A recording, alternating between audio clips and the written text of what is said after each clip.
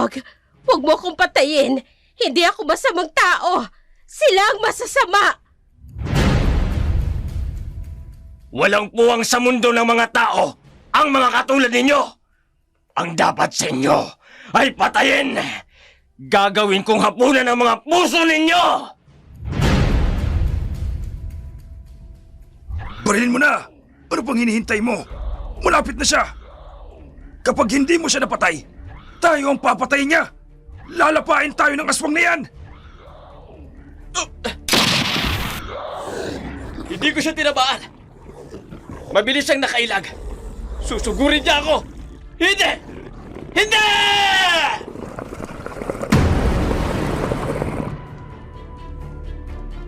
Ang dulang inyong mapapakinggan ay rated is PG. Istriktong patnubay at gabay na magulang ang kailangan.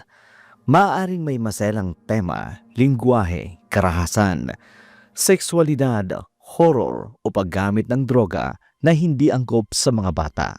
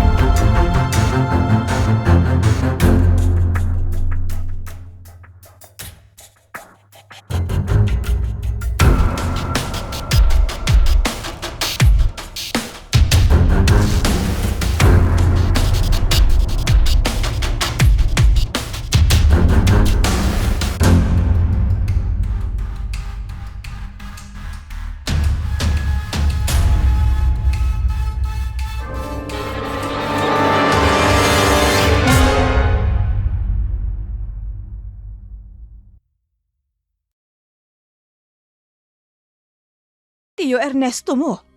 Tama naman ang tiyang Lorena mo, Cathy. Kung gusto mo namang ibenta itong lupa at bahay ninyo, may kakilala akong... Kaya ba kinupkup niyo ko?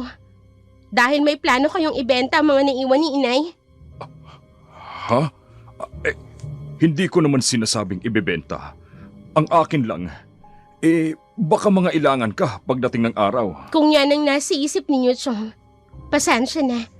Hindi ako papayag sa gusto ninyo. Gaya ng nasabi ko, hindi ko kukunin.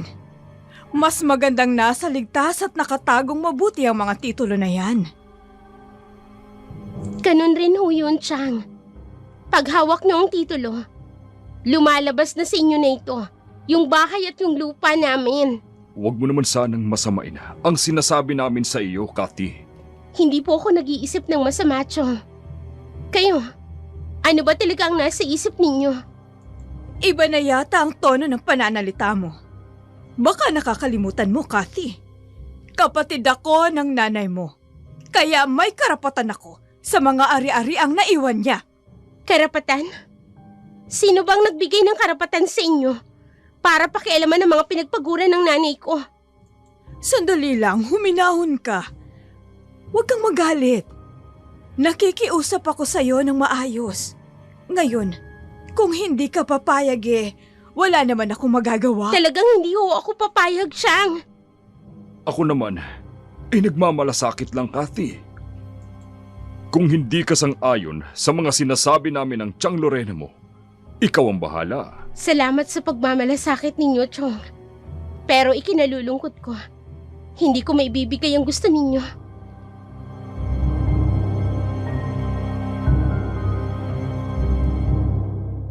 Hindi pumayag si Cathy sa kagustuhan ni Lorena. Ayon sa dalaga, dugo at pawis ang ginugol ng kanyang yumaong mga magulang sa pagpundar ng bahay at lupa na nais ang kininang tiyahin nito. Naging panatag ang dibdib ni Cathy matapos ang pagtatalong iyon. Hindi na ipinagpilitan pa ng kanyang tiyahin ang kagustuhan nito. Kaya akala ng dalaga tapos na ang problema.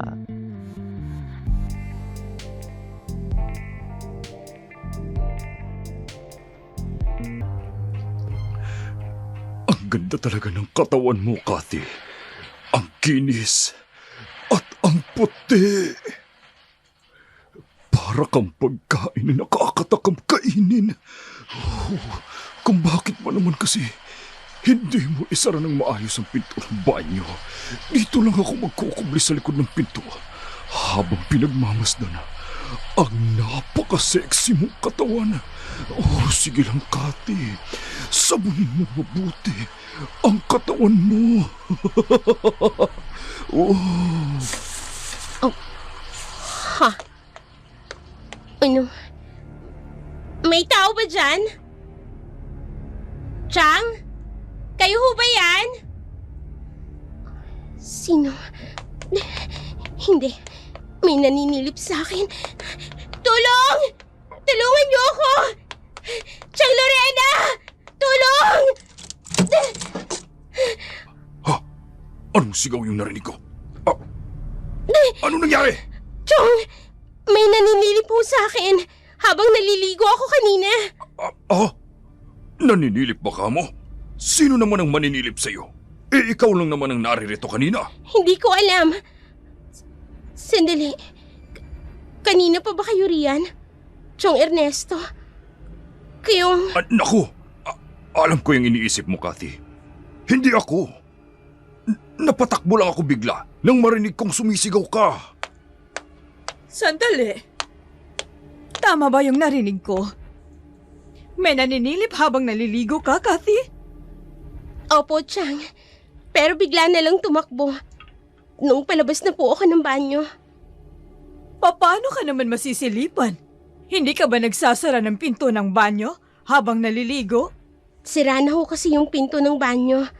Kaya hindi ko na isara ng maayos. Hindi pa naman po inaayos ni Chong. At ano? Ako na naman ang sisisihin dito sa nangyaring ito? At sino pa bang dapat nasisihin ha, Ernesto? Yung kapitbahay natin?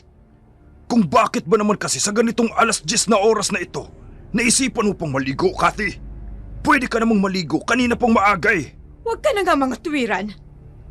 Teka nga, baka naman... Bakit ganyan tingin mo sa akin, Lorena, ha? Huwag mong sabihin, ako ang pinagbibintangan mong naninilip sa pamangkin mo. Hindi nga ba, Ernesto? Ikaw lang naman itong naririto na maaaring pumasok sa loob. Ano ka ba, Lorena?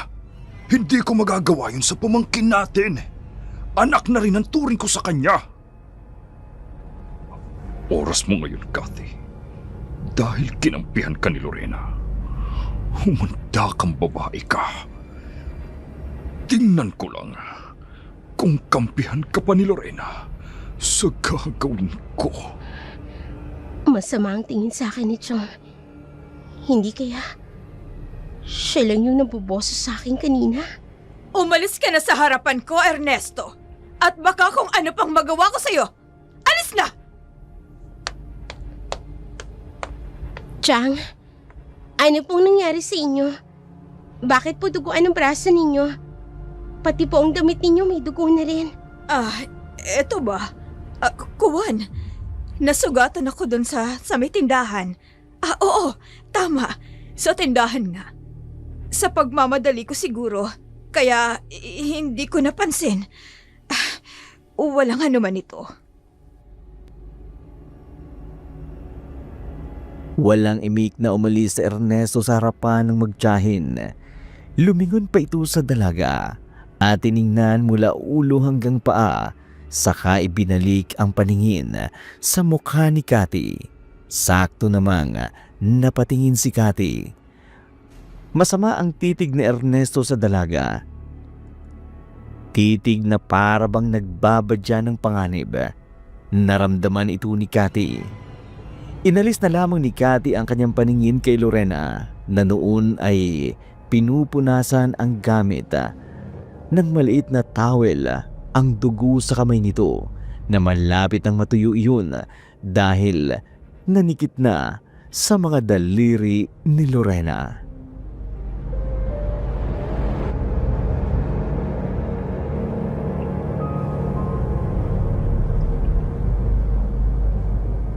Hindi mo pa rin ba maintindihan ang ibig kong sabihin, ha, Lorena? O sadyang nagbubulag-bulagan ka? At ako pa ngayon ang hindi makaintindi? Ernesto? Kahit hindi mo sabihin, nararamdaman ko yun. Nanlalamig ka na sa akin. Dahil ba matanda na ako? Ganon ba yun? Wala akong iniisip na ganyan, Lorena. Kahit kailan. Hindi sumagi sa isip ko na maghanap ng iba. Bakit ba napakahirap mong maniwala? Hindi ako tanga, Ernesto. Para hindi ko maintindihan. Kahit hindi mo aminin, alam ko yun. Na ikaw ang may kagagawa nun. Ano na lang ang sasabihin ng mga tao kapag nalaman nila ang ginawa mo? Ilang ulit ko bang ipaliliwanag sa'yo, ha, Lorena? Hindi ako ang may pagnanasa kay Cathy. Kundi siya. Inaakit ako ng pamangkin mo. Huwag mong idadamay dito si Cathy, Ernesto. Hindi yun magagawa ng pamangkin ko. Totoo ang sinasabi ko, Lorena. Pinagnanasahan ako ng pamangkin mong yan. Kahapon, tinangka niya pa akong halikan habang nakahiga sa sofa. At naghihintay sa'yo. Akala niya siguro ay natutulog ako. At talagang nagagawa mo pang siraan si Cathy para pagtakpan ang kasalanan mo. Maniwala ka, Lorena. Nang kumato ka sa pinto, mabilis siyang pumasok sa kwarto niya at nagkunwaring tulog. Tinawag mo pa nga siya para magmerienda ng dala-dala mong banana Q. Natatandaan mo ba, ha, Lorena? Oo. Ginising ko. Dahil akala ko natutulog siya. Yun! Hindi siya natutulog nang dumating ka. Nakikiramdam lang yun. Kung sasabihin ko sa'yo, ang ginawa niya.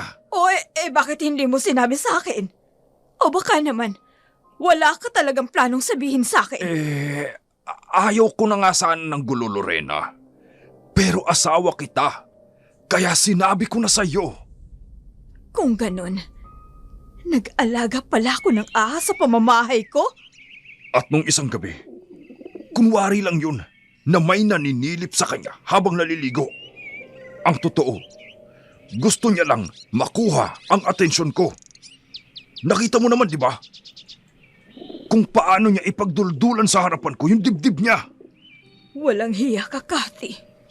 Matapos kitang kupkupin, ito pa ang igaganti mo sa akin. At may balak ka pang agawan ako ng asawa. Pwes, tatapusin ko ang kalandian mo.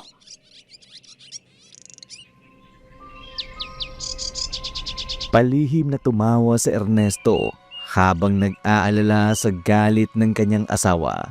Sa loob nito ay nagtagumpay siya sa planong sirain si Cathy sa kanyang tiyahin. Nang mismong oras na yun, lumabas ng kwarto si Lorena. Mabilis na tinungo ang kwarto ng dalaga. Kumatok ng paulit-ulit, kasabay ang sigaw na umaalingaw-ngaw pa sa loob ng buong bahay. Walang Cathy na nagbukas ang pinto. Bumalik na lamang ito sa kanilang kwarto. Dumaan ang gabing yun na may kimkim na galit sa kanyang dibdib si Lorena.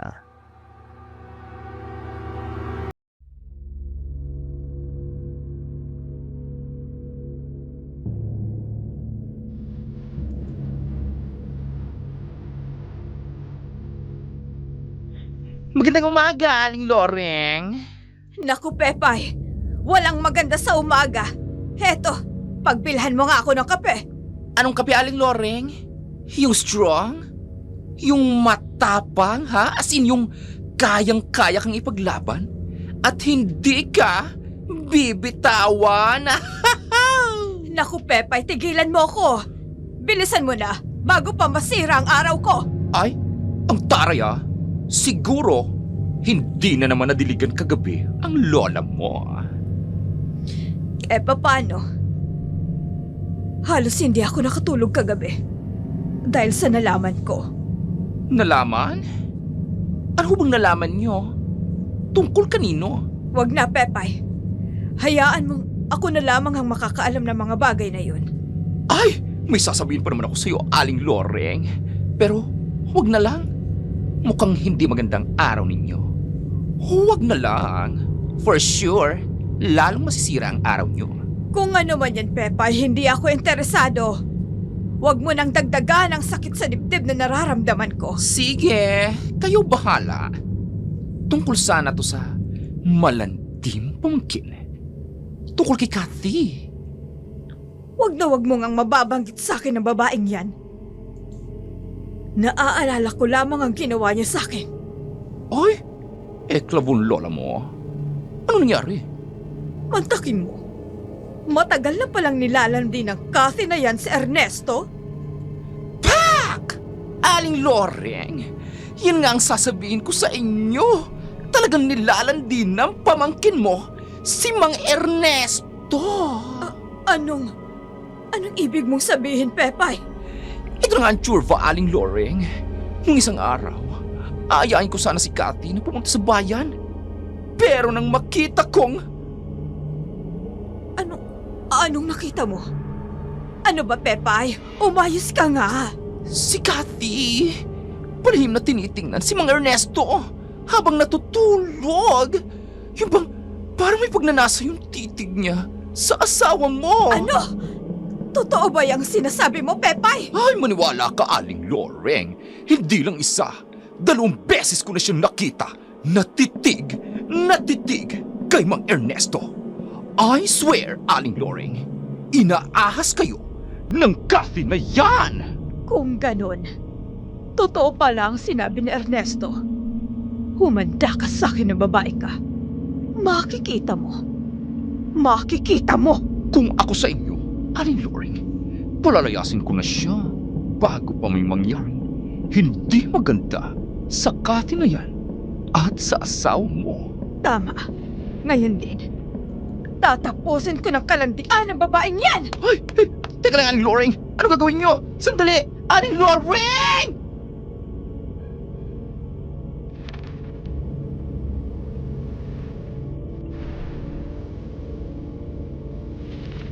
Humalakak ng napakalakas si Pepay nang makitang nag-aapoy na sa galit si Lorena. Sa isip nito, nakaganti na siya kay Cathy sa kadahilanang napaibig ng dalaga si Patrick na matagal na palang lihim na iniibig ni Pepay. Humihingil pa si Lorena nang dumating sa kanilang bahay. Hindi sa pagod, kundi dahil sa galit kay Cathy. Sigaw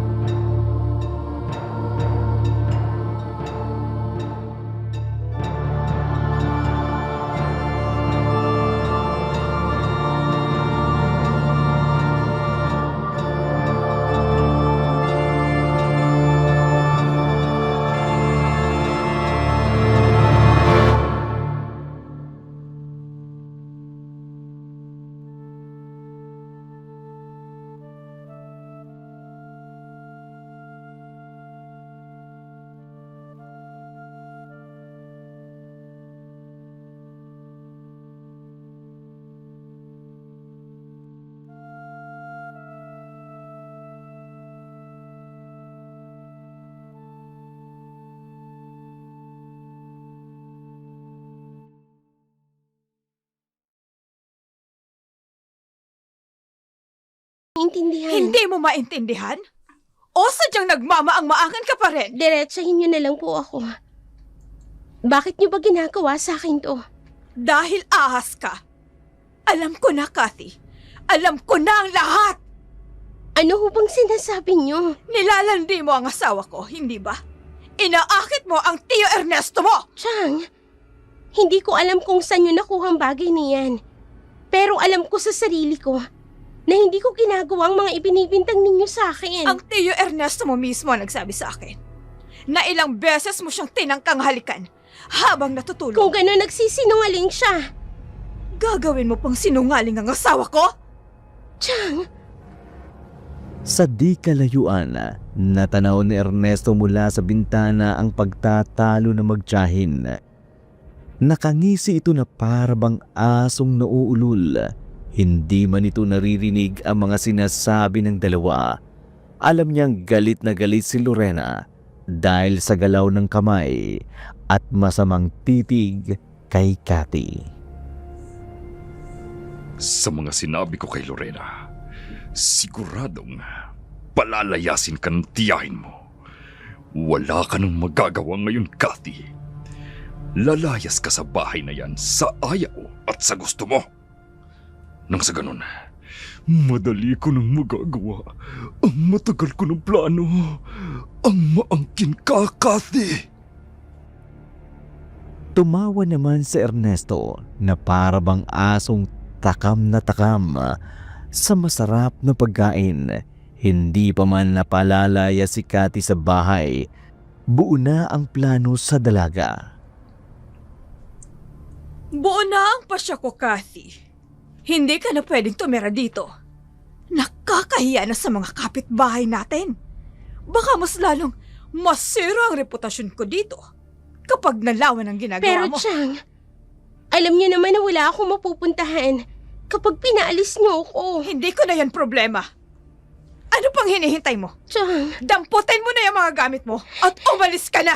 Chang Lorena, nagmamakaawa ho ako sa inyo. Kung gusto niyo, pagsisilbihan ko po kayo. Magtatrabaho ako dito sa bahay. Kahit anong ipagawa niyo sa akin, gagawin ko. Huwag niyo lang po akong palayasin.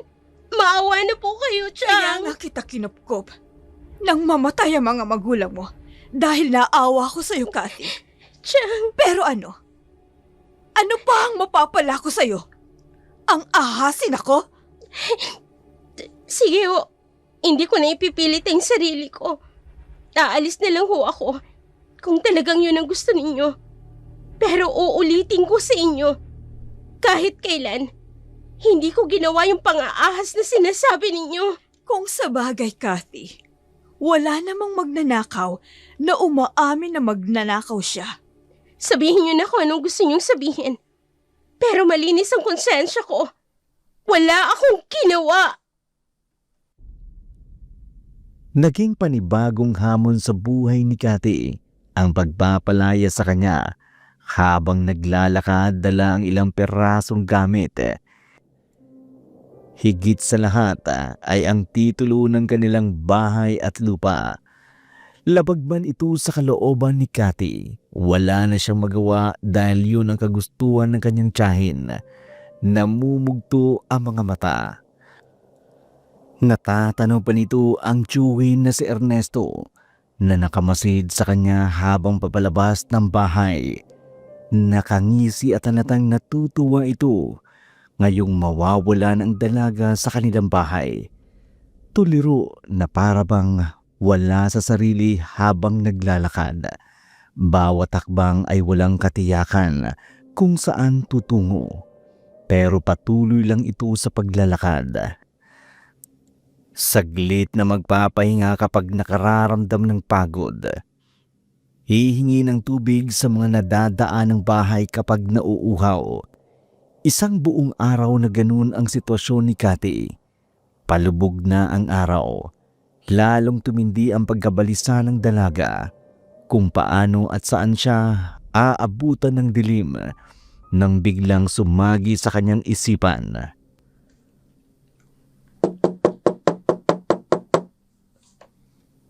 Sandali lang ho! Sino kaya to? Magagabi na.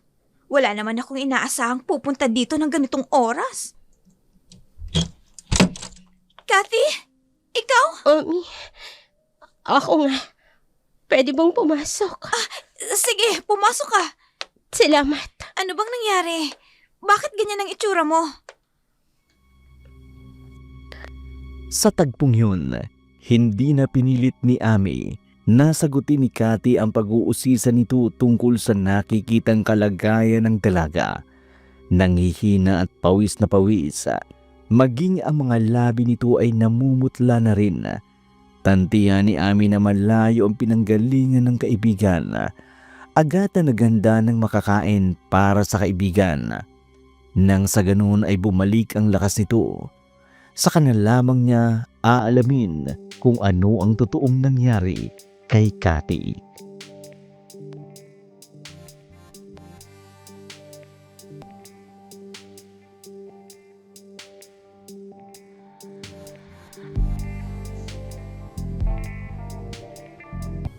Mabuti na ba ang pakiramdam mo? Medyo okay na ako. Salamat. Ano ka ba? Huwag kang magpasalamat. Magkaibigan tayo. Pwede bang dito na muna ako makituloy? Kahit sandali lang. Sige. Pero, hindi ka pwedeng magtagal dito, Cathy. Alam mo naman na Pasensya ka na. Wala na talaga ako mapupuntahan eh. huwag kang mag-alala. Maaari kang magstay dito kahit ilang araw lang. Salamat. Teka, ano ba talagang nangyari? Pwede mo bang sabihin sa akin? Biglang tumulo ang mga luha ni Cathy nang tanungin ito ng kaibigan sa totoong nangyari. Hindi pa man nakapagsasalita si Cathy, ramdam na ni Ami na hindi maganda ang nangyayari sa kaibigan. Ilang sandali naman ay kumalma ng bahagya si Cathy, saka nagsimulang magkwento ng nangyari sa kanya. Pinalayas ako ni Chang sa bahay nila.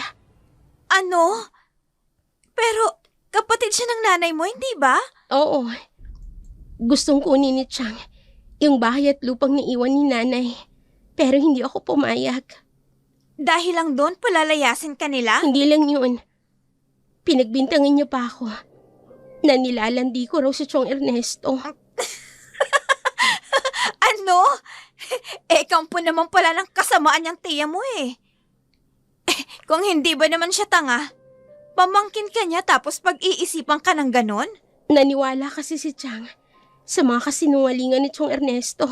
Baka naman, plano talaga ng Ernesto na yun na siraan ka sa tiya Lorena mo. Nang sa ganon, palayasin ka talaga sa bahay niyo. Ganun na nga talaga ang kutob ko.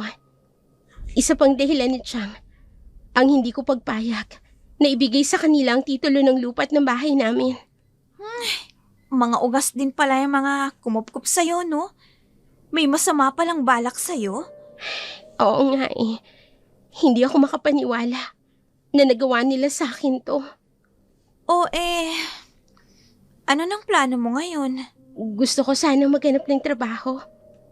Anong trabaho ba ang kaya mo kung sakali? Kahit na ano, labandera o di kaya tindera sa tindahan. Ang importante, may panggastos ako sa araw-araw. Naku, tamang-tama! Naghahanap si Don Manuel na makakasama sa malaking bahay. Umuwi na kasi sa probinsya yung kasama ko dun eh. Talaga? Oo, Salamat. wala yun. Ano ka ba? Bukas na bukas din, ipapakilala kita kay Don Manuel. Naibsan ang bigat sa dibdib na nararamdaman ni Cathy. Matapos itong magkwento sa kaibigan niya, labis ang pagpapasalamat sa kaibigan dahil sa pagtulong nito sa kanya. Matapos magkwentuhan ay pumasok na sa kwarto ang magkaibigang Cathy at Ami para matulog. Ilang sandali lang ay narinig ni Cathy na humihilig na si Ami. 11:45 na ng gabi nang tingnan niya ang orasan sa kanyang cellphone. Hindi pa rin dinadalaw ng antok ang dalaga. Samantala, sa bahay ng tiyahin ni Cathy, dumating si Ernesto na duguan. Sa leeg, pati na ang damit na kulay puti ay halos mapuno ng tilamsik ng dugo, maging ang mga kamay nito'y nagkukulapulan na naglalagkit na dugo. Pumapatak pa ito ng 2 beses sa kinatatayuan ni Ernesto. Labis naman itong ikinabigla ni Lorena.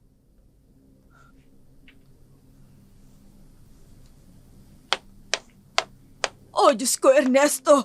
Anong nangyayari sa'yo? Huwag ka mag-alala. Wala ito. Anong wala? Ay ano, pawisan ka. Maraming dugo ang damit mo. Ang sabi ko, wala ito. Kaya pwede pa. Kumalma ka. Halos maghapon kang wala dito sa bahay. At dumating kang duguan. Tapos, tumatagaktak pa ang pawis mo. Paanong hindi ako mag-aalala? Pwede ba tumahimik ka? Kapag hindi ka tumigil sa kaartehan mo, tatamaan ka sa akin. Hindi ako mananahimik hanggat hindi mo sinasabi kung anong nangyari sa'yo. Kailangan ko mag-isip ng ibang dahilan.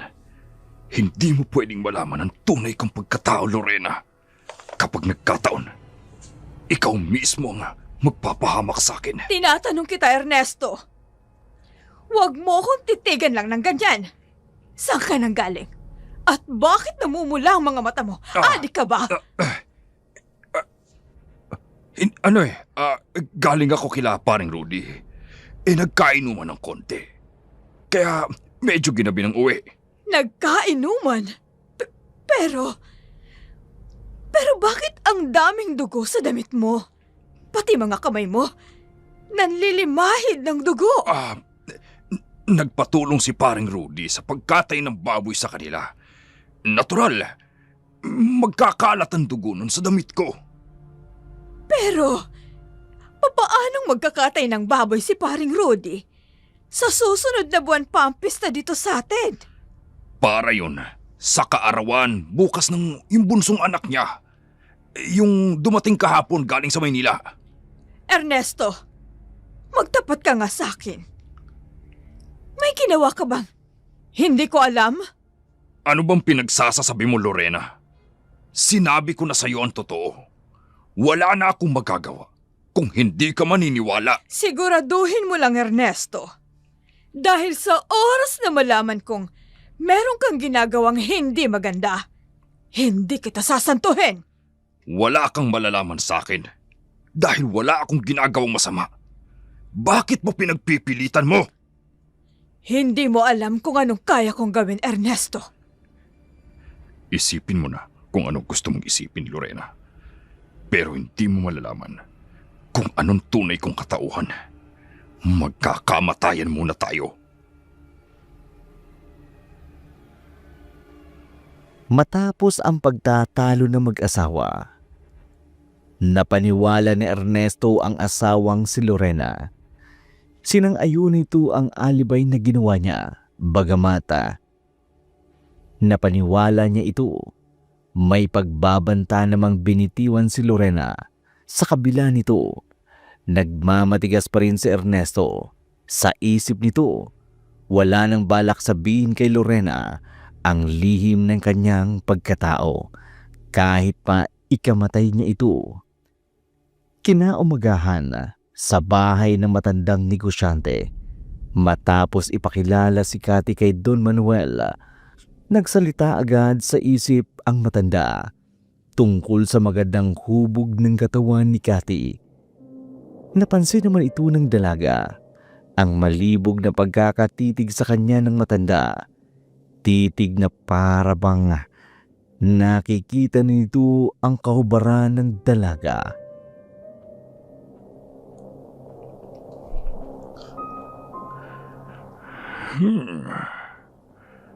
Napakaganda ng kanyang katawan. Ang sexy niya sa kanyang suot na damit. Halos nakikita ng kanyang dibdib. Lalo pa siguro kapag nakahubad siya. Ganitong babae ang matagal ko nang hinahanap. Don Manuel? Pwede ko po bang iwan si Kathy? Hindi ka yata niya naririnig. Kanina pa siya nakatitig sa akin. Nakakatakot naman siya kung tumingin, Ami. Parang gusto kong kainin ng buhay. Don Manuel! Okay lang po ba kayo, Don Manuel? Oo, may sinasabi ka ba, Ami? Ang sabi ko po, kung pwede ko nang iwanan sa inyo si Kathy. May pupuntahan pa po kasi ako eh. Hindi ko gusto kong tumingin ng matandang to. Kung makatitig, para bang hinuhubaran niya na ako. Sige na. Maaari mo na kaming iwan dito. Sige po, Don Manuel. Kathy, bahala ka na dito Magpakabait ka lang. Mabait naman niyang si Don Manuel eh. Sige. Salamat. Sige.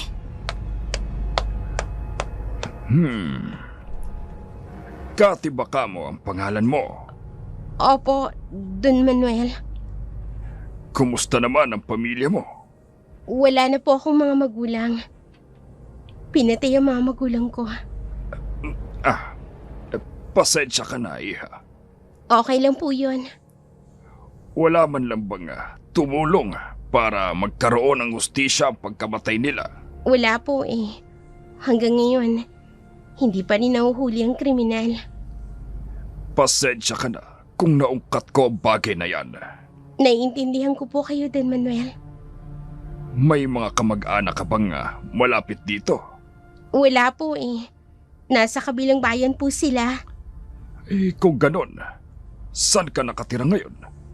Sa ngayon po, nakitira muna ako pansamantala sa kaibigan ko. Pinalayas po kasi ako ng tiyahin kong kumupkup sa akin. Kaya ba gusto mong magtrabaho? Opo, Don Manuel. Sige po Kung wala na po kayong itatanong, pupunta na po ako sa kusina. Sandali lang. Nag-uusap pa tayo eh. Huwag mo munang isipin na trabahong yan.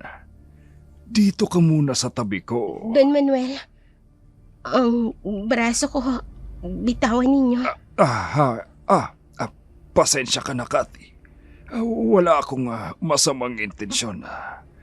Pero, nagka-boyfriend ka na ba? Sige ho, Don Manuel. Maiwan ko na po kayo. Ngayon pa lang kita nakilala, Kathy. Pero nasasabik na ako sa'yo. Nakakasabik ang ganda mo. Magiging akin ka rin. Ipalalasap ko sa'yo ang bagay na hindi mo makakalimutan. Kung kailangang gumamit ako ng das, gagawin ko. Maangkin lamang kita, Kathy. Unang kita pa lamang ni Don Manuel kay Kathy. Pinagnasaan na agad nito ang dalaga. Hindi naman ito kaila kay Kathy dahil nababasa ng dalaga ang nasa isip ni Don Manuel sa tuwing tinitingnan siya nito ng kakaiba. Tingin na may kasamang pagnanasa. Ganun na lamang ang pagmamadaling umalis ni Kathy nang mapansin na mga personal na bagay na ang itinatanong sa kanya ng matandang Don na si Don Manuel. Nang makalabas si Kathy, sinubukan pa nitong hanapin ang kaibigang si Ami pero hindi niya na ito mahagila pa. Magkahalong kaba at pagdududa ang naramdaman ni Kathy. Kinakabahan siya dahil sa mga nakitang hindi maganda sa matandang si Don Manuel. May pagdududa man ito kay Ami na baka may alam ito sa totoong pagkatao ni Don Manuel. Nang mga oras na yun, hinanap ni Patrick si Kathy.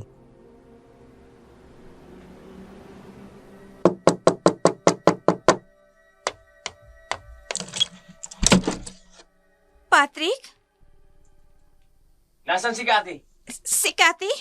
Nasaan siya? Saan mo siya dinala? Teka lang sandali. Pwede ba? Huwag kang sumigaw dito sa labas. Halika, pumasok ka. Ngayon, Sabihin mo, Ami. Nasaan si Cathy? Saan mo ba talaga siya dinala? Ano bang problema? Bakit bang init-init ng ulo mo? Ikaw ang problema! Bakit ba ayaw mong sabihin kung nasaan si Cathy? Hindi mo na kailangang malaman kung nasan siya. Dahil masaya na siya doon. Wala na siyang mga magulang, Ami. Kailangan niya tayo. Kalimutan mo na lang siya, Patrick. Mas magiging magandang buhay niya kung nandun siya. Hindi. Sa mansyon ba ni Don Manuel siya dinala? Ano ka ba naman, Ami? Ano bang ginawa mo? Wala naman sigurong masama kung dun siya titira sa mansyon. Napakayaman ni Don Manuel. Kaya siguradong maibibigay ng matandang yon ang lahat ng gusto niya. Hindi ka ba talaga nag-iisip? Manyakis ang matandang yun. Hayok sa laman. May sa demonyo ang matandang yun. Iniisip ko lang naman ang ikagaganda ng buhay niya. Lalo pa't wala na siyang mga magulang. Tama nga yung naisip mo. Pero maling taong nilapitan mo. Hindi tao si Don Manuel, Ami. Hindi siya tao. Yun lang ang naisip kong paraan para makatakas ang kaibigan natin sa kapahamakang maaaring sapitin niya sa kanyang tiyahin. At lalo na sa live-in partner niyang Tia Lorena niyang yun. Sinabi na sa akin lahat ni Cathy. Kaya alam kong hindi na siya ligtas doon. Pero lalo lamang siyang mapapahamak sa kamay ng matandang yun. Natitiyak ko yun, Ami. Pero hindi na siya pwedeng umalis doon, Patrick. Nagkasundo na kami ni Don Manuel. Nagbigay ng perang matanda sa'yo? Kunin mo si Cathy. Bawiin mo siya sa matandang yun. Pero papatayin ako ni Don Manuel kapag ginawa ko yun. Ano? Pero bakit? Bakit mo ginawa to? Patrick, sandali. Bitawan mo muna ang braso ko. Nasasaktan ako, ano Talagang ba? masasaktan ka. Paano mo nagawang ibenta ang kaibigan natin? Bitawan mo, sabi ako, ano ba? Nasasaktan ako, Patrick. Labis ang pag-aalala ni Patrick kay Cathy sa maaaring sapitin nito sa kamay ni Don Manuel. Marahil ay alam nito ang tunay na pagkatao ng matandang Don. Muntik pang masaktan ni Patrick si Ami dahil sa nagawa nito. Dito'y napagtanto ni Ami.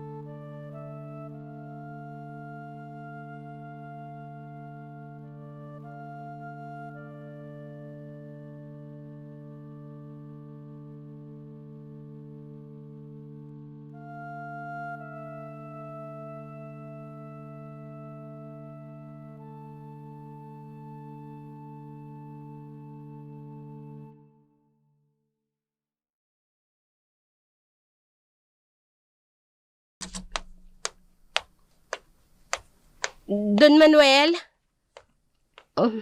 Ano pong meron? Bakit po may nakasinding kandila sa mesa? May wine at may mga pagkain.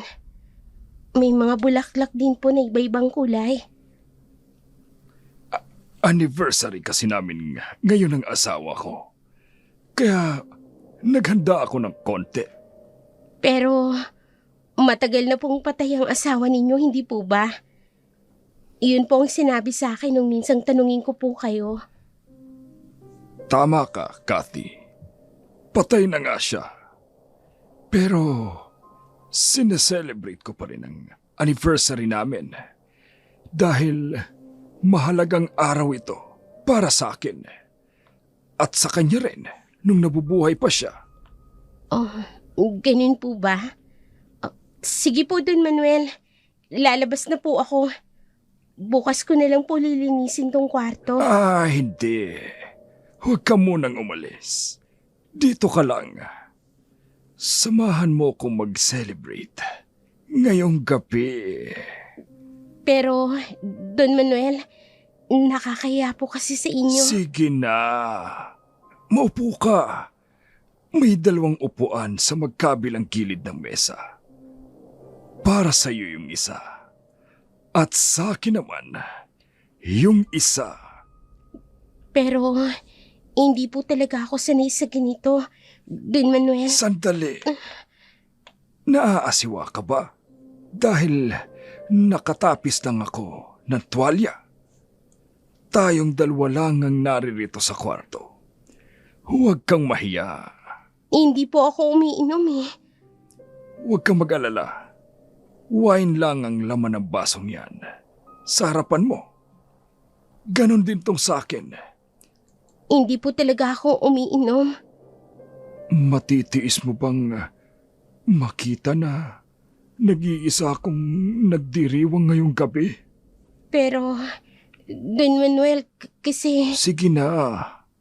Kahit isa lang. Hindi mo man lang baga ako pagbibigyan. Sige po. Isa lang po talaga ang kaya ko. Sige. Kahit isa lang. Cheers! Cheers.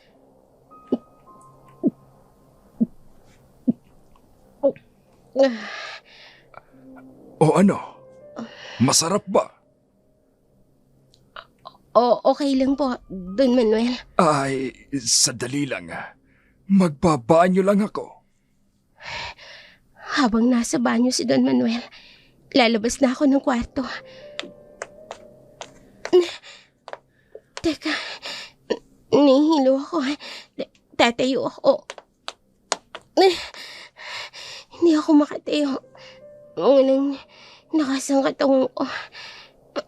Anong nangyari sa akin? Nahihilo ako. Hindi kaya nilagyan ni Don Manuel ng pangpatulog ang wine. Hayop. Kailangan ko makalabas dito. Napilitin ko makatayo.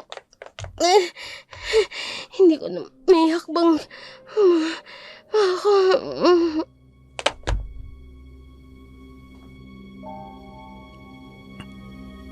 Ilang minuto pa ang lumipas bago bumalik si Don Manuel. Nakabulagta na si Cathy sa sahig ng kwarto ng maabutan ng matanda. Pilit na itinatago ang sarili.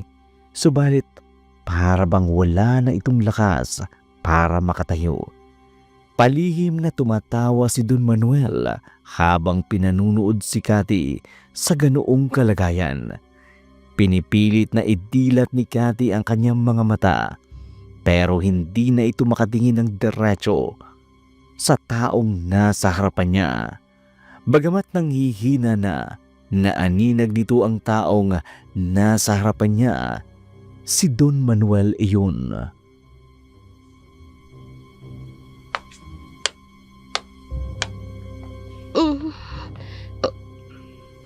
Ano? Kinuha mo sa akin? Huwag ka na magsalita. Wala ka rin namang magagawa. Halika. Bubuhatin kita. Paliligayahin kita, Cathy.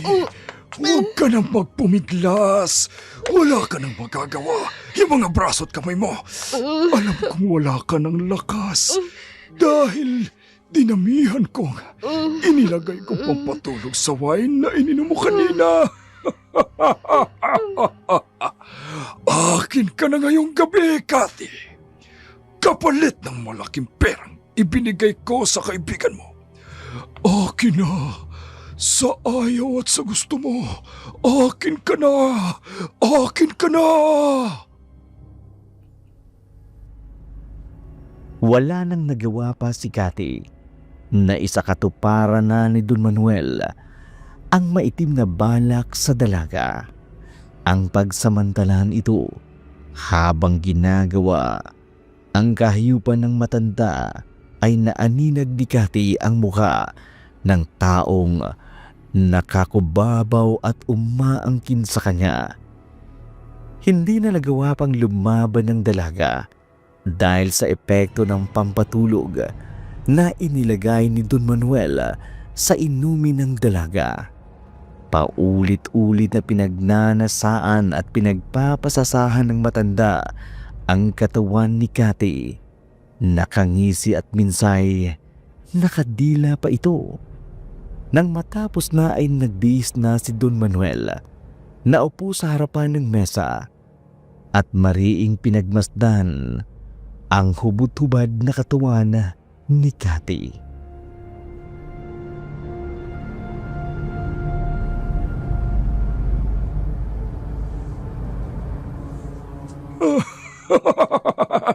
Ay, sa wakas. Nakuha na rin kita, Cathy. Wala ka nang maipagmamalaki sa akin ngayon.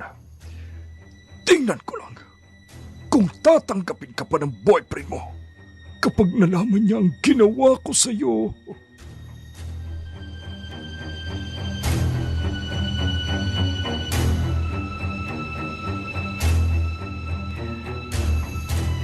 Wala pa ring malay ang dalaga. Muling pinagmasdan ng matanda ang buong katawan ni Cathy. Umiiling-iling ang matandang si Don Manuel. Sa tagpong iyon, malalakas na mga yabag ang narinig ni Don Manuel mula sa labas ng kwarto na kinaruroonan nila Cathy. Dahan-dahang binuksan ni Don Manuel ang pinto. Sakto lang para makita niya kung sino o ano ang mga yabag na kanyang narinig. Nanlaki ang mga mata ng matanda nang makita nito ang isang lalaking nakatayo sa di kalayuan ng pinto ng kanyang kwarto. Nakatalikod ito kaya hindi niya makilala o kahit maaninag man lang ang mukha nito. Akmang tatawagin niya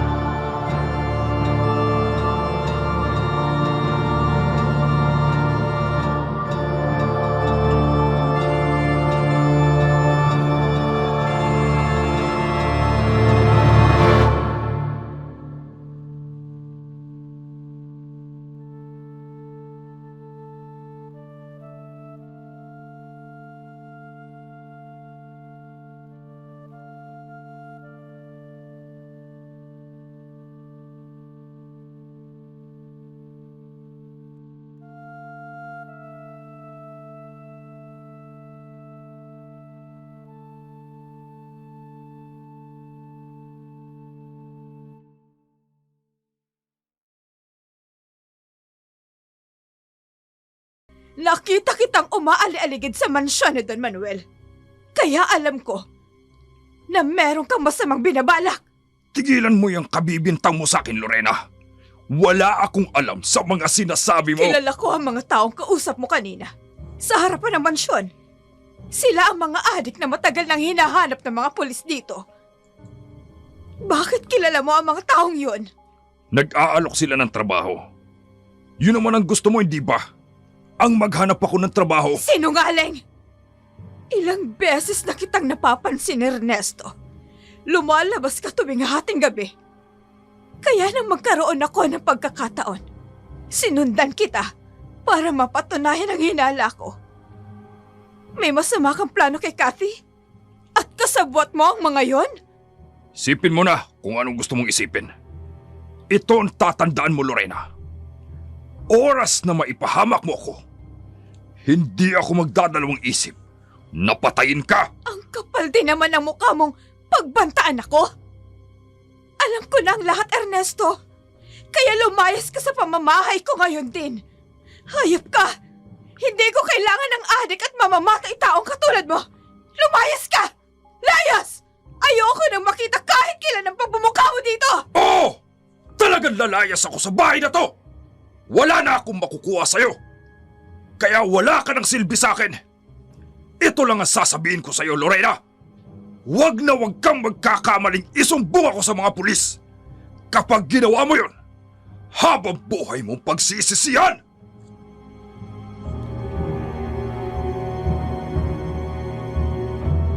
Tuluyan ang pinalayas ni Lorena si Ernesto. Noon pa man, nanghihinala na si Lorena sa mga ikinikilos ng asawa. Ang pag-alis nitong hating gabi, kung minsan naman ay hindi umuwi ng magdamag. Hindi nga siya nagkamali ng hinala. Huli na nang matuklasan niya ang totoong pagkatao ng kanyang ka-live-in partner. Isang drug addict si Ernesto. Ayon kay Lorena, maaring sangkot pa ito sa mga nangyayaring krimen sa kanilang lugar, tulad na lamang ng pagnanak.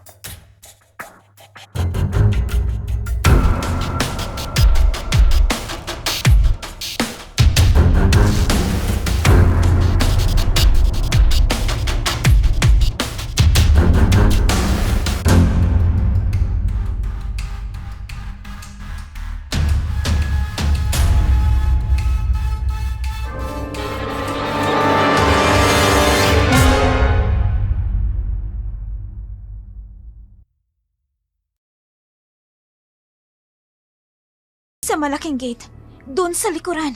Doon ka dumaan. Mas madali ka makakalabas sa kalsada kung doon ka dadaan. Pero paano ka? Hindi kita pwedeng iwan dito. Huwag mo na akong alalahanin. Basta, sundin mo na lang ako. Bilisan mo na. 5 oras lang ang bisa ng pampatulog na inilagay ko sa inumin ni Don Manuel. Pero siguradong sasaktan ka ni Don Manuel. Oras na malaman niyang pinatakas mo ko. Lahat ng pananakit at pangbababoy sa bahay na to, naranasan ko na yun, Kathy.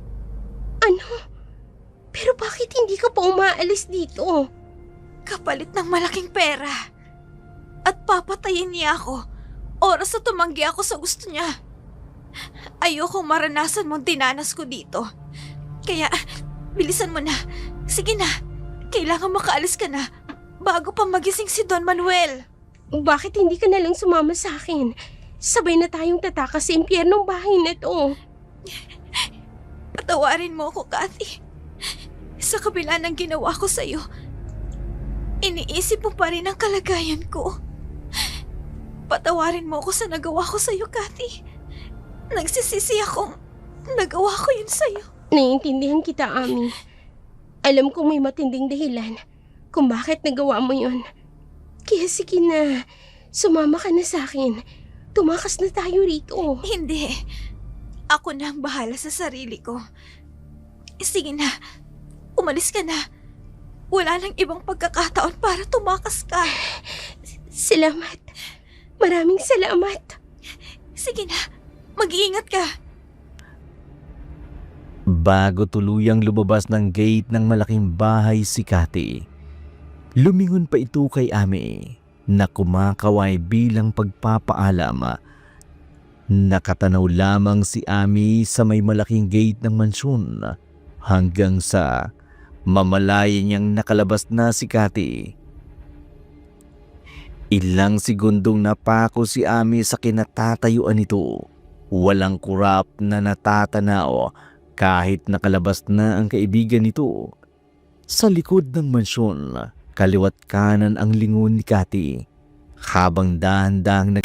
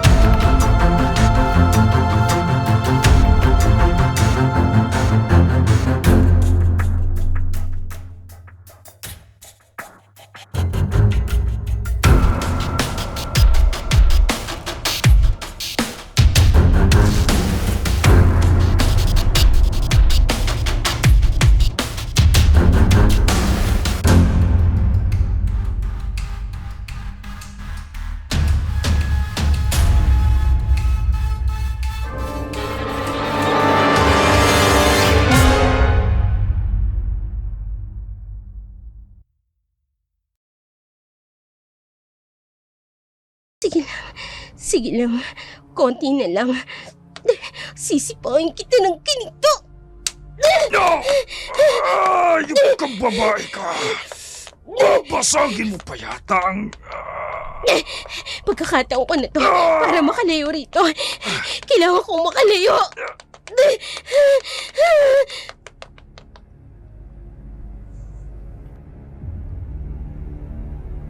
Humandusay si Ernesto sa kalsada. Namimilipit sa sakit matapos ipain ni Cathy ang harapan ng tiyuhin nang makalapit ito sa kanya. Iniwan ang mga bitbit at tumakbo ng mabilis si Cathy para makalayo sa tiyuhin. Hindi niya na nga ito nilingon pa. Nakalayo na nga si Cathy sa tiyuhin nito. Habol hininga habang nakasandal si Cathy sa isang bakod na padera. Parang humuhugot ng konting lakas. Malayo-layo din kasi ang tinakbo nito sa pagtaka sa tiyuhin. Sandaling pinakiramdaman ni Cathy ang paligid. Walang dumadaang sasakyan. Wala ni isa mang tao sa paligid. Handa nang magpatuloy muli sa paglalakad si Cathy. Pero biglang napaatras nang makita ang papalapit na lalaki papunta sa kinaroroonan niya. Tatakbo na sana si Cathy pero mabilis na hinablot ng lalaki ang kanyang buhok, kaya't nawala ng kontrol si Cathy at bumagsak.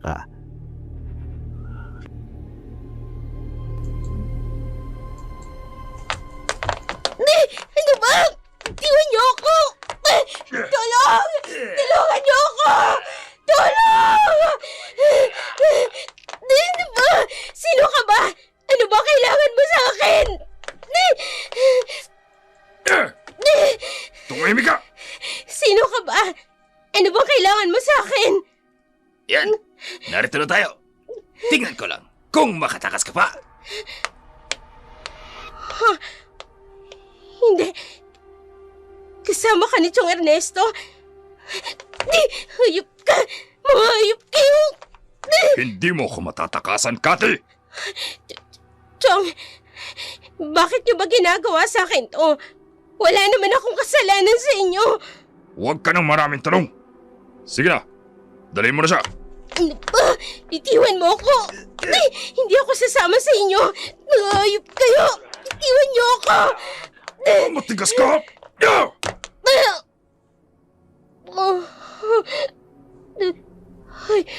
Hayop kayo!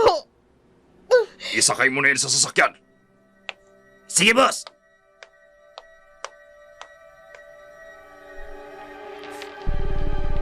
Hindi nakawala si Cathy sa kamay ng kanyang tiyuhin. Nanlaban pa sana ito subalit hindi sapat ang kanyang lakas laban sa dalawa. Isang malakas na suntok sa sikmura ang pinakawalan ni Ernesto. Dahilan para mawalan talaga ng lakas ang dalaga.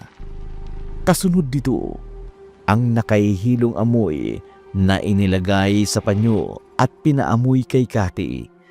Nakaramdam ng pagkahilo at antok si Cathy, bagay na hindi niya na ito kayang pigilan. Nawala ng malay tao si Cathy habang tangay-tangay ni Ernesto. Cathy, nasaan ka? Ang sabi ni Ami, dito siya dadaan sa malaking gate sa likod ng mansyon. Pero wala si Cathy. Nasaan na ba siya? Kanina pa dapat siya naroon. Pero hindi siya dumating sa oras ng usapan namin. Masama ang kutob ko. May nangyayaring hindi maganda kay Cathy. Teka. Ano to? Pulseras? Oo nga.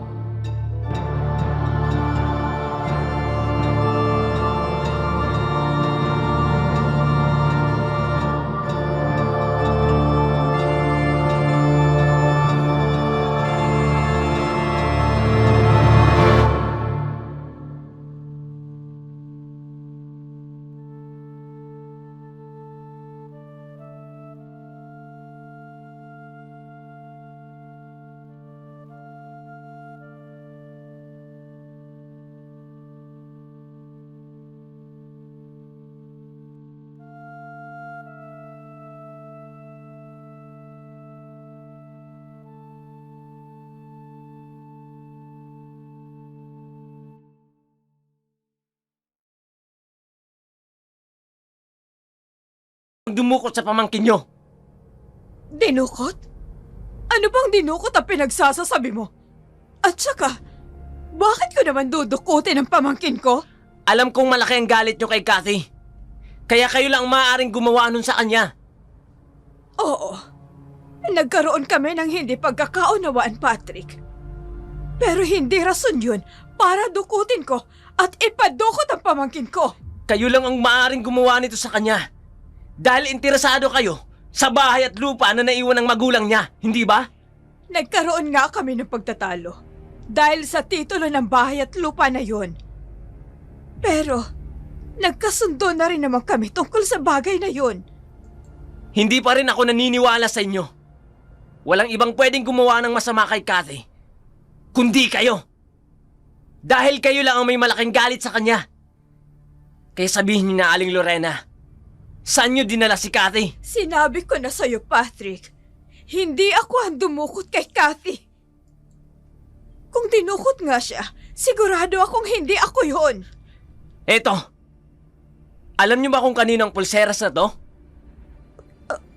Alam ko, kay Cathy ang pulseras na yan. Teka, saan mo nakuha yan, Patrick? Nakita ko kanina sa labas ng mansyon ni Don Manuel habang hinahanap ko si Cathy. Kaya alam ko may dumukot sa kanya. At maaaring nang laban siya. Kaya natanggal yan sa pagkakasuot niya. Hindi kaya ganun yun, Patrick? Ganun na nga, Aling Lorena. Pero kung hindi kayong may gawa nito, sino pa kaya ang pwedeng gumawa nito kay Cathy? Hindi ko alam. Nag-aalala na ako, Patrick. Baka kung anong gawin ng kidnapper na yun sa pamangkin ko. Sandali ho. Kung wala kayong kinalaman sa pagkawala ni Cathy, hindi kayang ang asawa niyong si Mang Ernesto ang may gawa nito? Hindi. Si Ernesto nga ang dumukot kay Cathy. Matindi ang pagnanasa ni Ernesto sa pamangkin ko. At natitiyak ko, Patrick, ang adik ng si Ernesto ang may gawa sa pagkawala ng pamangkin ko. Patrick, tulungan mo ko. Bawiin natin ang pamangkin ko sa adik na yon. Bakit niyo pa siya pinakisamahan? Alam niyo na palang adik si Ernesto. Nadamay patuloy ang pamangkin ninyo. Huli na nang napagtanto kong ginamit lang pala ako ng adik na yon. Walang hiya siya. Pagbabayaran niyang ginawa niyang ito sa pamangkin ko. Ganun na lamang ang pagkabigla ni Lorena nang sumagi sa isip nito na maaring si Ernesto ang dumukot sa kanyang pamangkin. Mas tumindi pa ang galit ni Lorena sa adik na si Ernesto na may pag-aalala dahil alam nito ang maaring gawin ni Ernesto sa kanyang pamangkin. Maging si Patrick, hindi alam ang gagawin nang malamang si Ernesto nga ang maaring dumukot kay Cathy. Dumagdag pa sa alalahanin ni Patrick. Nang maalala si Ami, alam niya ang pwedeng gawin ni Don Manuel. Oras na para magising ito at malamang nakatakas si Cathy. Siguradong matinding parusa ang sasapitin ni Ami.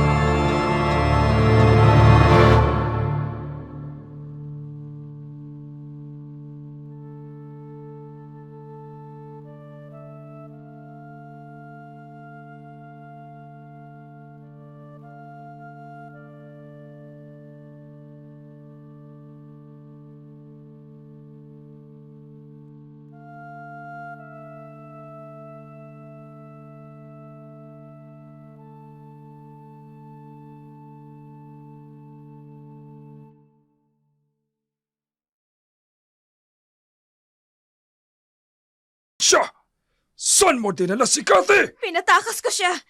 Tinulungan ko siyang makaalis sa impyernong bahay na to. Punyeta ka! Traidor! Saktan niyo na ako, Don Manuel, hanggat gusto niyo. Pero hindi ko ahayaan na pati ang kaibigan ko magiging alipin na kahayupan ninyo. Ngayon, matitikman mo ang pagiging hayop ko! Tainga, tawan niyo ako. Pilit mang nagpupumigla si Ami habang sinasakal ni Don Manuel. Nang makakuha ng pagkakataon ay nakawala ito sa pagkakasakal ng matanda. Abot ang hininga nang bumagsak siya sa sahig. Patayo na sana si Ami nang hampasin siya ni Don Manuel sa ulo. Gamit ang flower vase, muling bumagsak si Ami sa sahig. Sumirit ang dugo sa ulo. Gumapang siya papalapit sa pintuan ng kwarto para tumakas. Subalit, mabilis na hinablot ni Don Manuel ang kanyang mga paa pabalik sa loob ng kwarto. Mistulan ng naliligo sa sariling dugo si Ami dahil sa patuloy na pag-agos nito mula sa kanyang ulo. Nakaramdam naman ng panghihina si Ami. Patayin niyo na lang ako, Don Manuel. Sa ginawa mong pagtraidor sa akin, talagang kamatayan ang ibibigay ko sa'yo. Hayop kayo. Pagbabayaran niyo kasama ang ginagawa ninyo. Sabihin mo sa akin, may iba pa bang nakaalam sa nangyari? Kung meron man, hindi ko sasabihin sa inyo. Tingnan natin kung hindi mo sasabihin kapag dumantay na sa katawan mo ang sinturong to. Kahit patayin mo ako, hindi ko sasabihin sa inyo. Talagang matigas ka, ha?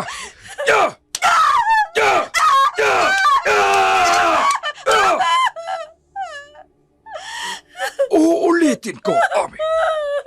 Sino ang nakaalam ng nangyari maliban sa ating dalawa? Hayop kaya! Hayop!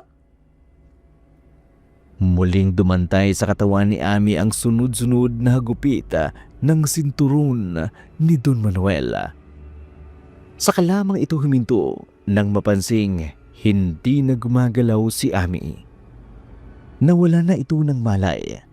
Habang nag-aagaw buhay si Ami, nanganganib rin ang buhay ni Cathy sa kamay ng tiyuhin nitong si Ernesto.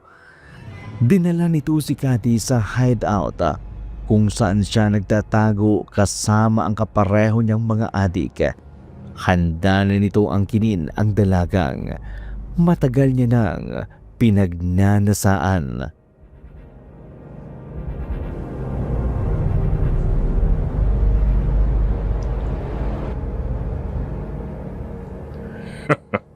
Sa wakas, narito ka na sa akin, Cathy. Maaangkin ko na rin ang babaeng matagal ko nang pinagpapantasyahan. Wala nang makapipigil na anuman sa gagawin ko sa kanya. Bilisan mo na, boss. At pagtapos ka na, kami naman. Kanina pa ako nang gigigil sa katawan ng babaeng yan. Nakakatakang pagmasdan ng pagka-sexy ng katawan niya. Huwag kang magmadali. Mapapasain niyo rin siya. Sige na, lumabas ka na muna. Anan?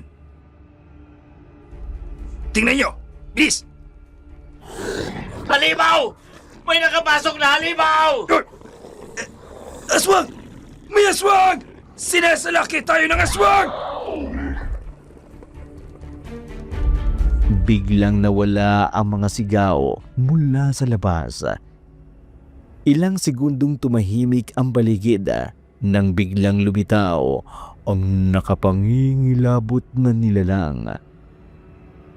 Bitbit sa magkabilang kamay ang dalawang bangkay. Inihagis ito sa harapan ni Ernesto. Wakwak na tiyan at ang dibdib ang bumugad sa harapan ng adik na si Ernesto. Dahan-dahang lumapit ang halimaw habang natataranta si Ernesto. Anong klaseng nilalang ka? Napabalot ng itim na balahibo ang buong katawan at may matutulis na kuko. Namumula ang mga mata niya. Sino ka? Kung sino ka man demonyo ka, hindi ka sasantuhin ng bala ko!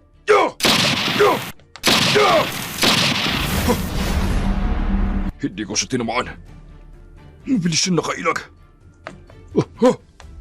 Susugurin niya ako! Hindi! Hindi! Ah!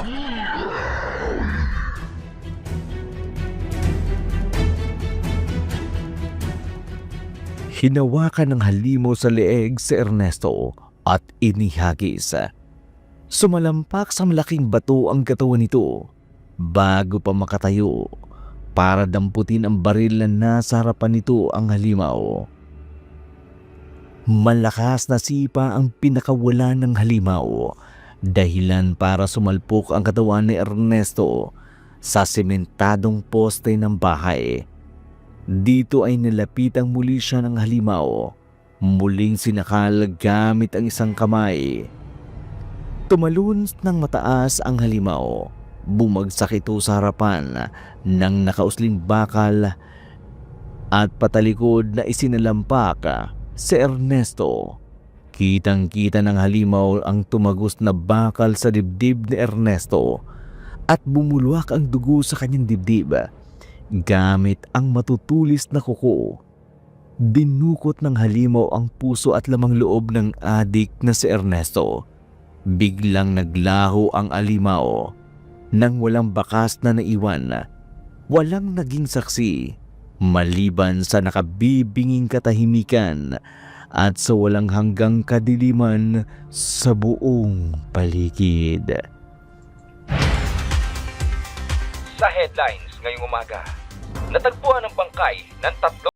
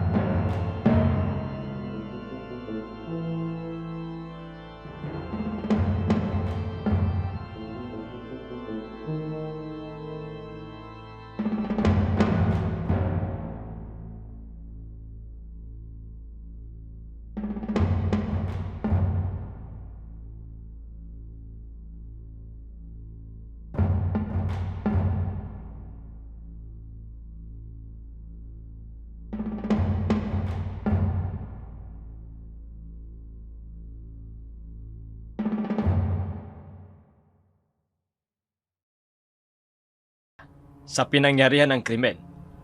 Kaya malakas ang ebidensya na may kinalaman nga kayo sa pagpatay.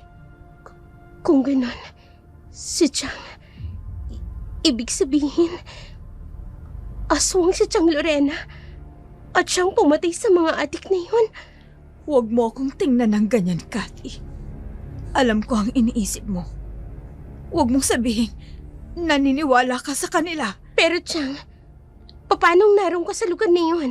Hindi ko alam. Maaring may personal na galit sa akin ang kung sino mang yun, kaya idinidiin nila ako. Ang mabuti pa ho, Aling Lorena. Sumama na lang ho kayo sa amin ng mahinahon. Sandali lang po. Baka nagkakamali lang ho kayo. Aling Lorena, hinuhuli ka namin sa salang pagpatay. Ikaw ay may karapatang manahimik. Ang lahat ng iyong sasabihin ay maaaring gamitin laban sa iyo sa korte. May karapatan kang magkaroon ng abogado. Kung wala kang pambayad sa abogado, bibigyan ka ng libre ng gobyerno. May karapatan kang makausap ang iyong abogado bago ka namin tanungin at maaari mo ring makausap siya habang tinatanong ka namin. Nauunawaan mo ba ang inyong mga karapatan? Chang Lorena, Tayo na ho! Dinampot ng mga pulis si Lorena dahil inakusahan siyang pumatay sa mga adik na natagpuan. Ayon sa reklamo, nakita umano sa CCTV na naroroon si Lorena sa lugar na pinangyarihan ng pagpatay. Mariing itinanggi ni Lorena ang akusasyon laban sa kanya. Napaisip si Cathy sa kanyang tiyahin. Napaisip ang dalaga na baka aswang nga ang kanyang tiya Lorena. At ito nga ang tunay na pumapatay.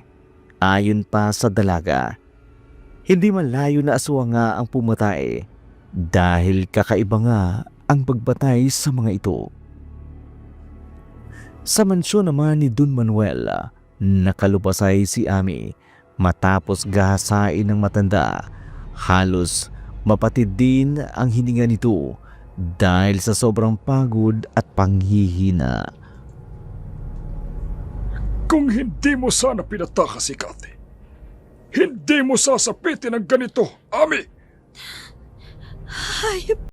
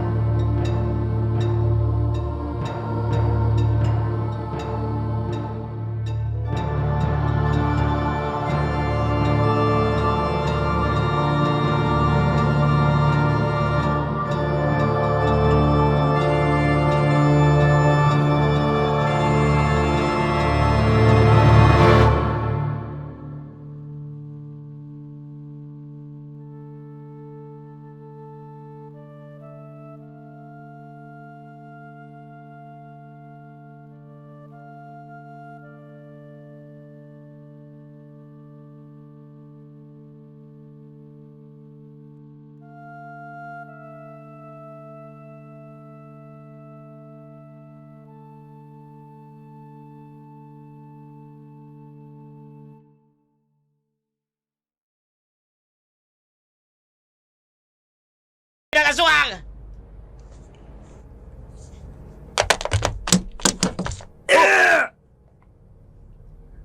Ano bang ginagawa nyo? Gamitan nyo ng baril! Huwag nyo nga hayaang makatakas!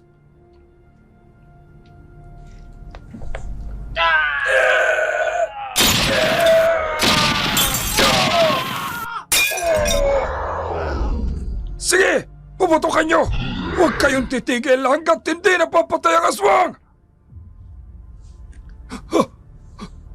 Anong klaseng nilalak to?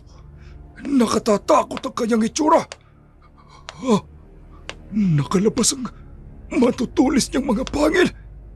Mabalahibo ang buong katawan. Pula ang mga mata. At may matatalim na kuko sa kamay at paa. Anong klaseng halimaw to? Sino ka? Ako ang pumapatay sa mga taong mapangalipusta at mapangyurak sa kapwa-tao. Tatapusin ko na ang kalibugan mo, hayop ka! Kung sino ka mang halimaw ka, papatayin kita!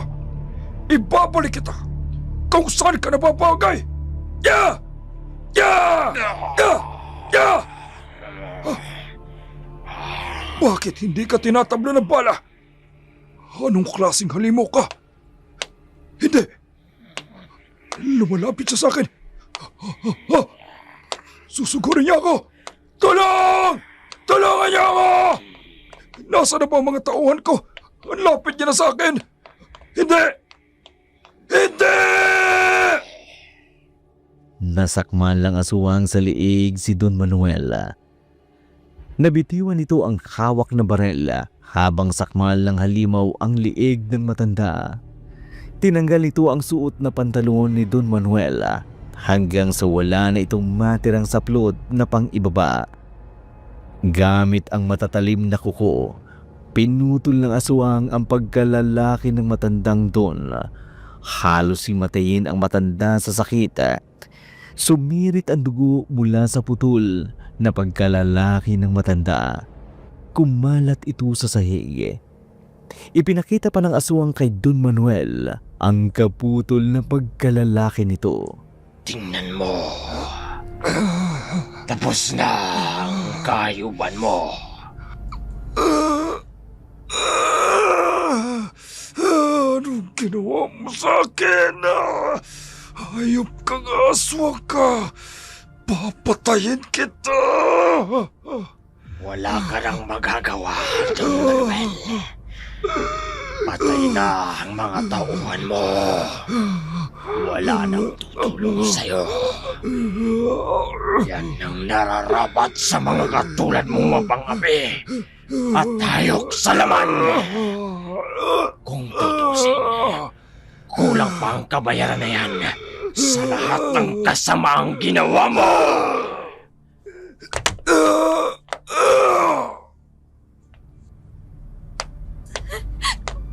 Maawa ka sa akin! Huwag mo ako papatayin! Hindi ako katulad nila! Hindi ako masamang tao! Parang awa mo na! Huwag mo ako papatayin! Parang awa mo na! Tinatanggal mo ang mga tali sa kamay at pako! Tumakas ka na. Ha? Salamat! Maraming salamat!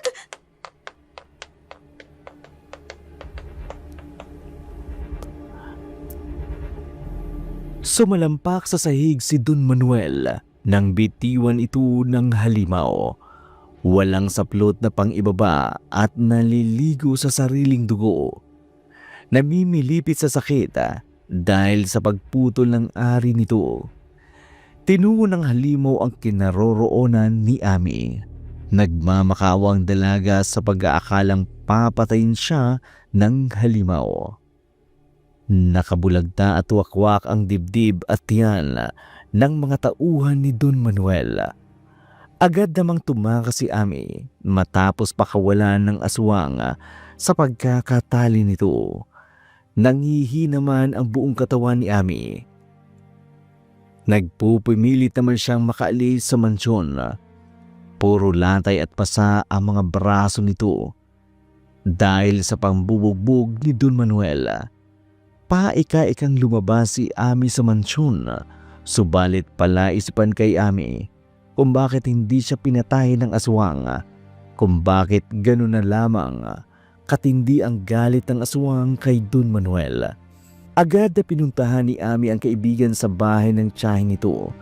Labis ang kasiyahan ni Cathy nang makitang ligtas ang kaibigan. Nagkasundo ang dalawa para magsampa ng reklamo laban kay Don Manuel.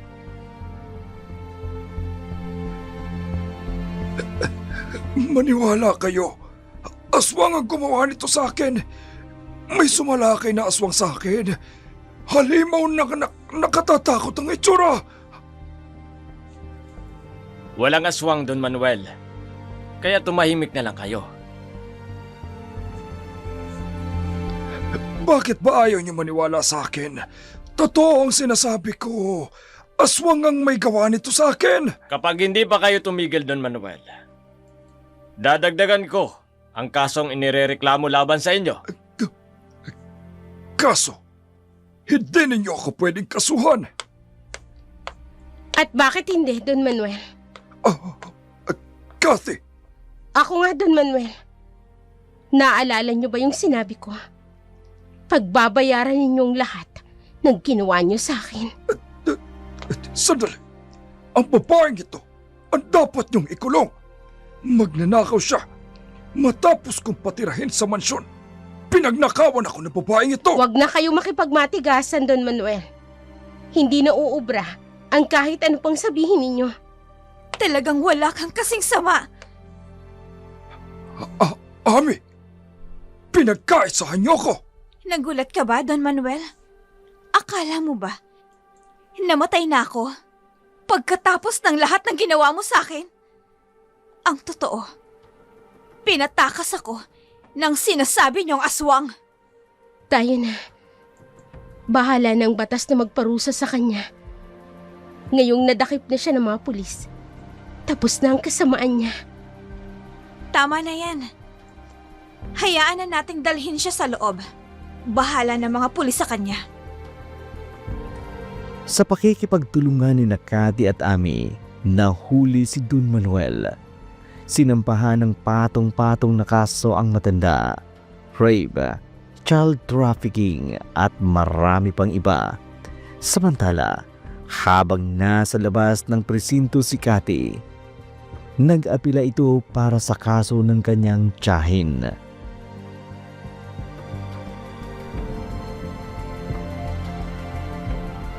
Ayon kay Don Manuel, may umatake daw na aswang sa kanya. Yun ang pinagpipilitan ni Don Manuel.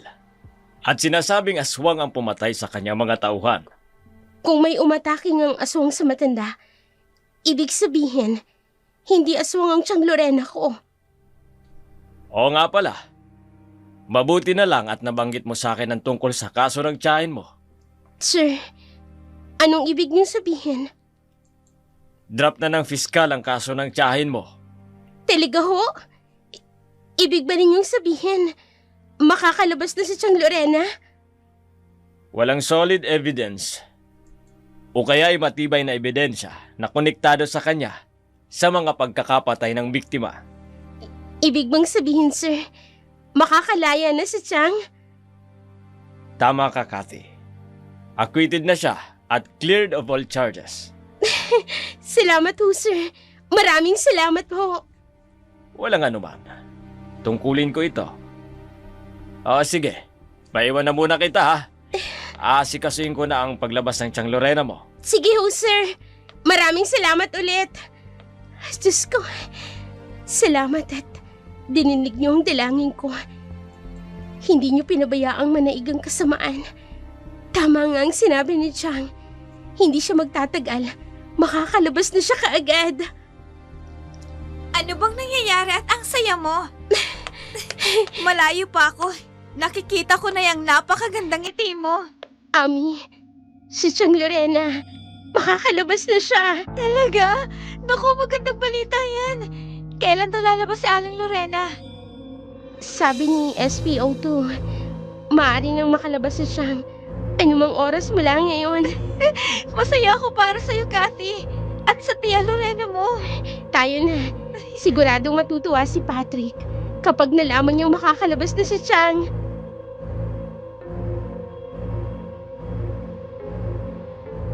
Tuluyan ang nakulong si Don Manuel dahil sa kasong isinampa ni Cathy at Ami. Nagsampa rin ng kaso ang iba pang mga naging biktima ni Don Manuel nang malamang nadakip na ito ng mga pulis. Samantala, walang pagsidahan ng kasiyahan ni Cathy sa mga magandang balitang kanyang narinig. Maging si Ami ay masaya rin para sa kaibigan. Agad naman itong ibinalita ni Cathy sa nobyong si Patrick.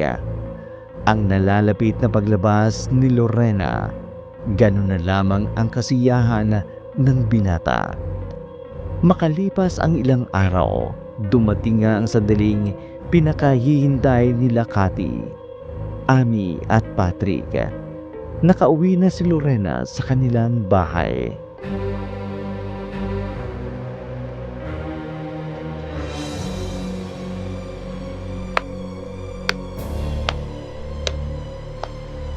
Bakit parang walang tao sa bahay? Hindi yata alam ni Cathy na ngayong araw ako nakatakdang dumating dito sa bahay. Nasaan kaya si Cathy? Hindi bale. Nakabukas naman ang gate. Kaya makakapasok ako. Baka may pumunta na kaibigan niya. O baka namasyal kung saan kasama si Patrick. Teka, parang hindi naman nakakandado ang pinto sa puwerta ngayon. Oo nga.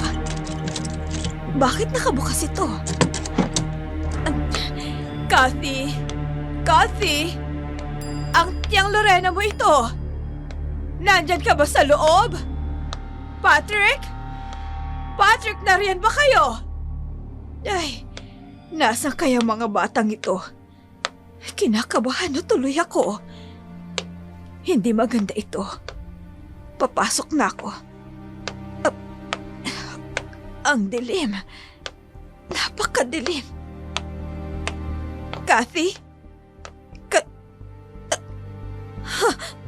Biglang bumukas ang ilaw.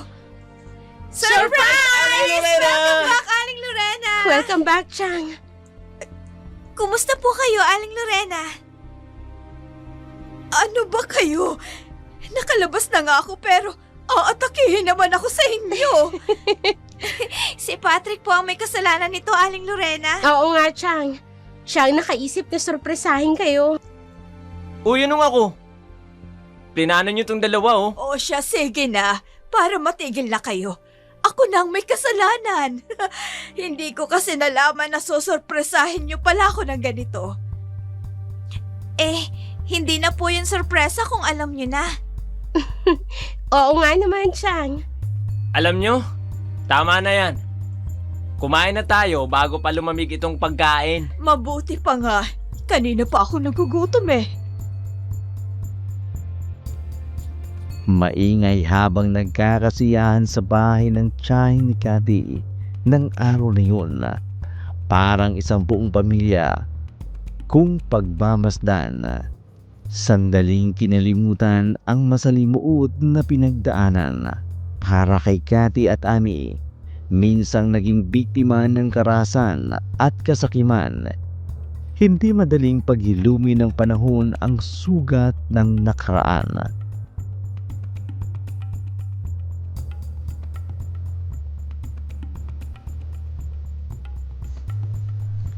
Salamat sa'yo, Cathy. Salamat. Bakit po kayo nagpapasalamat sa akin, Chang? Salamat. Kasi hindi mo ako iniwan. Hindi mo ako pinabayaan sa oras na kailangan ko ng karamay. Wala po yun. Para ano pa't kinupkup niyo ko kung iiwan ko rin niyo kayo. Patawarin mo ako, Cathy. Sa kabila ng nagawa ko sa'yo, hindi mo pa rin ako nagawang pabayaan. Huwag niyo na pong isipin yun, Chang. Kahit minsan, hindi naman ako nagtanim ng galit sa inyo. Nabulag lamang ako sa sobrang pagmamahal kay Ernesto. Kaya ako nagawa sa'yo yun. Kalimutan na po natin yun. Hindi pa naman huli ang lahat para magpatuloy tayo sa buhay. Salamat. Hayaan mo. Mula ngayon, ako na ang mag-aasikaso ng bahay at ng lupang naiwan sa'yo ng mga magulang mo. Hindi ko na pakikialaman pa, Cathy. Salamat, Chang Lorena. Cathy! Aling Lorena! Ano bang ginagawa niyo dito? Magagabi na, oh. Hindi ba kayo nilalamig? O sige na, maiwan ko na kayo. Maghahanda na ako ng hapunan natin. Sumunod kagad kayo dito ha para sabay-sabay tayong maghapunan. Sige po, Aling Lorena. Bakit ang tagal nyo namang dumating? Lagi nyo na lamang akong pinaghihintay. Eto kasi, ang bagal maglakad. Oo na, kasalanan ko na naman. Akala ko ba may sasabihin ka sa amin? Kaya tayo pumunta dito. Oo nga. Tungkol ba saan yun? Yun na nga eh. Nung gabing sinalakay ng aswang si Don Manuel, ang akala ko talaga papatayin din niya ako. Pero alam nyo, hindi niya ako pinatay. Pinatakas niya pa nga ako eh. Hindi ko talaga makakalimutan yun sa buong buhay ko. Mas mabuti nang hindi nyo kilala kung sino ang aswang. Ang mahalaga, natapos na ang gulo at ligtas kayo. Ako naman, haharapin ko ang buhay na nararapat sa akin. Si Aling Lorena, tinatawag na tayo. O sige, mauna ka na ha. Susundan lang kami. Patrick, salamat sa lahat ha. Siya nga pala, nasaan ang mga magulang mo? Ayon kay Patrick, 5 taon pa lamang siya nang mamatay si Berhel at Eleanor. Ang mga magulang niya ay kinupkop ng kapatid ni Berhel si Patrick dahil sa naiwang negosyo ng mga magulang niya. Pero pinalayas din siya ng kumukup sa kanya. Nang maubos na ang pera, huli na nang malaman niyang adik ang pumatay sa mga magulang niya. Makalipas ang 18 taon, muling nag-cross ang landas sina Patrick at ang taong kumukup at nagpalaya sa kanya noon, ang adik na si Ernesto. Sumainyo ang isa na namang magandang kwentong inyong narinig sa araw na ito. Sa muli, sa ngalan po ng buong pwersa ng Oragon Creator, Dark Shadow 101, kami po ay buong pusong nagpapasalamat sa inyong walang sawang pagtangkilik sa aming mga dulang itinatanghal.